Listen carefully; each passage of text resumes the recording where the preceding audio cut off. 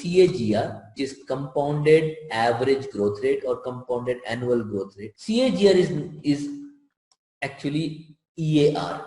Okay, how much is like the effective annual rate you are going to get. Imagine if a company has sales of $5 in year 2008 and sales of 15 in 2019. You may be interested in what is the rate at which it has grown. That is the CAGR. So to solve this, it's very simple.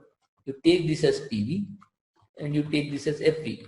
Obviously with the sign convention kept in mind, and you can compute the rate. So CAGR will nothing be but the rate. So we can solve this. We'll say sales in 2008. I'll take as -5. Sales in 2019, 15, and we want the rate. For that, we have to first find out what is the number of period. So please understand, this number of period calculation can be slightly tricky. See, you started with 2008 sales. Assuming this is end, okay, end sales. So from 2008 to 2009, you have how many years? You have 1 year. So how do you get the 1 year? Subtract 9 minus 8, 1 year. So here how many years will be there? 19 minus 8, 11 years. Always we have to see the gap. How many compounding we, and this is the way I try to find out. I have 2009 here, minus 8, I get 1. So that is how I will. So 19 minus 8 will be 11. I will.